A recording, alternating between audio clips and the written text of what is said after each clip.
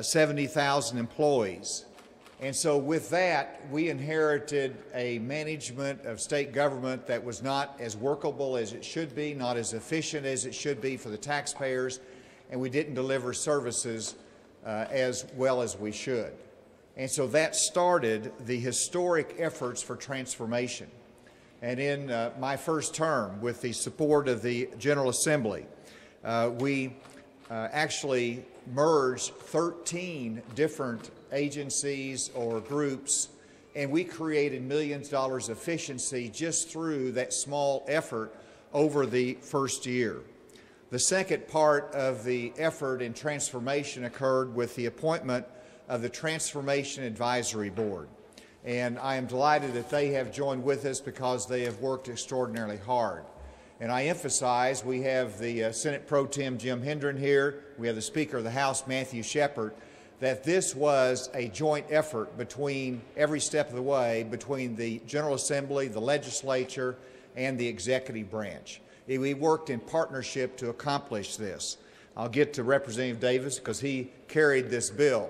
But we started the Transformation Advisory Board, and we wanted to be made up of private sector, those that understand what works in the business side, but also to have the level experience in the government side as well. I asked Mike Carroll to chair it, who's in the back right corner because he's tall. And he's done a masterful job of that. Of course, Representative Davis was on it. We had the Speaker on the advisory board as well, and Senator Jim Hendren. But we also had George Dunklin. We had Lieutenant Governor Tim Griffin, who brought an enormous amount of expertise, and he served as vice chairman. Solomon Graves was on it, Tim Leathers, and then we had Dean Matt Waller at the University of Arkansas, Mark White, as well as Senator Eddie Joe Williams. Is Eddie Joe here? He's been pushing this a long time. And so we had Keisa Smith and others that were on the Transformation Advisory Board. I'm delighted that they're here today because they spent years in working and preparing for this. And again, thank you to Chairman Mike Carroll. And so once they started their work and came up with a set of recommendations, and we had other assistants in it, it really landed on me to put the final touches on it. And we made the recommendation to the General Assembly. And that's when the real work started. And I want to thank again the General Assembly for what they've been able to accomplish. And this transformation is not just any transformation. It is not just a redoing of the executive branch agencies. It gives us a new Department of Transformation and Shared Services, which will be the first in the United States of America for state government that will have a private sector business model that will develop in state government. It gives us an Inspector General's office that will be a broad look at executive branch agencies in terms of savings. It will give us a new Department of Public Safety, a new Department of Commerce, and on down the list, converting 42 different departments of government down to 15. And then, of course, the key part is the 200 boards and commissions that we have in our state that need support, needs guidance, but to maintain their own licensing and regulatory authority. To put those in the Department of Health and Department of Labor and Licensing will give the support for what we're trying to accomplish here in the state with professional licensing, but also efficiencies at the same time. And then it comes to the legislative action, and I want to thank Representative Andy Davis, who is here, as well as Senator Bart Hester, who is not here, but they were the lead sponsors in the legislature. And Representative Andy Davis, how many hours did you log in Senate committee? I lost track. So, Senator Hendren, we ought to give him an honorary membership in the Senate, but went through hearing after hearing of very legitimate and appropriate questions, but this was the last T we crossed. This is the last of the final of the 4 T's. It was my priority because it was the most comprehensive, it was the most labor intensive, and it took the most effort to finalize this legislation, as you can see that's here. And I want to express thanks to the Bureau of Legislative Research, Michelle Davenport, and Marty Garrity. They worked extraordinarily hard to draft this bill and put it in legislative language. And then, I did not realize it, but that amendments require a re-engrossing, and it took a long time, and the Senate staff did an extraordinary job working weekends and long nights to make sure that we could get this engrossed in time to go home. And so I want to thank them particularly. If you look at the future, before I sign the bill, the legislation authorizes me to create a transition team of existing state employees that will start working on the transformation efforts. Today, I'm releasing the names of 15 key personnel in our state that will be assigned to the transition team that will start work this afternoon. And I've asked Amy Fetcher, who is here, who has led my transformation efforts out of my office and out of AEDC, but she will be chair of the transition team, and they're going to go to work immediately. I'll be meeting with them, and they will be setting the stage for the 15 cabinet secretaries that will be announced most likely within the next 30 days. And so the work to a large extent has been done from a legislative standpoint, but this transformation effort the heavy lifting will begin now.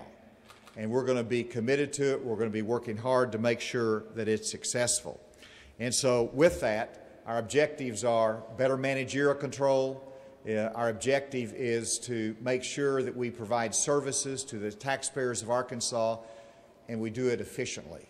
And so with those three goals, I want to thank again Speaker and Pro Tem for helping shepherd this through, as well as Representative Davis for sponsoring and guiding this legislation. And with that, we will start with page 1, line 1.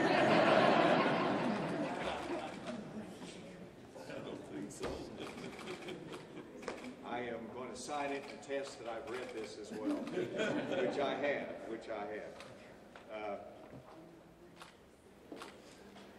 So House Bill 1763 being signed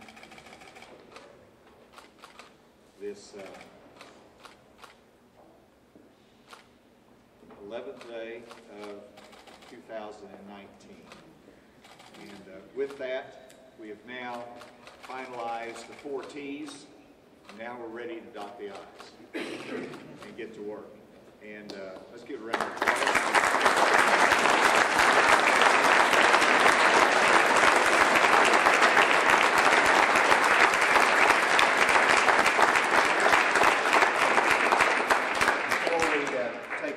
I wanted to ask my legislative partners if they had a word to say. Speaker? Well, I'd like to thank the governor for his leadership and thank the Bureau of Legislative Research. As the governor said, it was really a massive undertaking on their part, and would like to thank Representative Davis for being the point person and really taking the lead on this.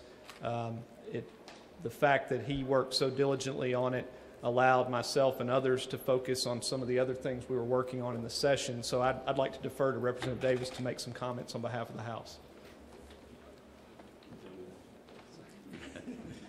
Thank you, Mr. Speaker, and thank you, Governor.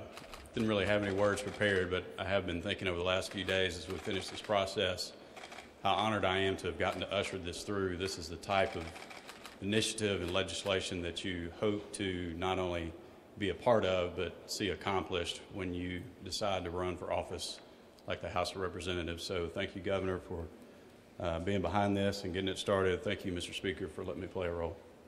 Thank you.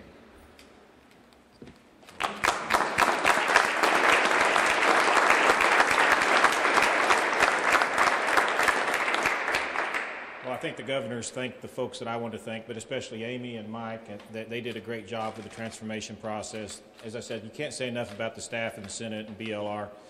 You know, leave it to the Senate of a 2,000-plus page bill. If we're going to amend it, we're going to put an amendment on page 65 so that every page has to change. And, you know, we got a little grief about why Representative Davis was in Senate committee so long. Well, that's because we actually read the bills over on this end.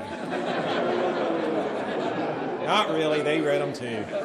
But we were very thorough, and I am very confident that the legislation is better because of us. But it was a joint effort. The transformation team was amazing, but especially Amy and Mike leading us through this process from start to finish. It's exciting to be a part of it. I wish Senator Hester could be here. He carried the load on the Senate, but Representative Davis couldn't think of a better person to carry this piece of legislation and get it done. So congratulations.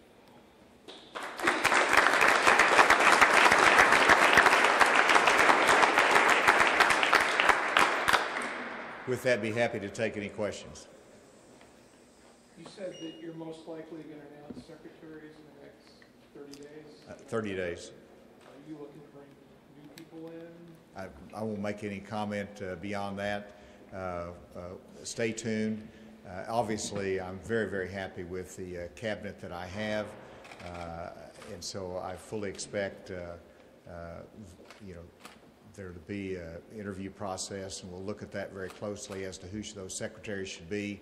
We've been careful to keep personalities out of this debate on transformation, and but I don't want to limit myself as to what we're going to announce and what we're going to be able to do. I have made a commitment to make sure that we do this transformation with no new money and no new personnel, and so to do that, obviously you've got to utilize existing resources, and for example, the 15 that we're pulling from different agencies to assist in the transition, the law that's been passed, the transformation bill, allows us to utilize those resources, and so much of that will continue throughout the transformation effort. Thank you very much.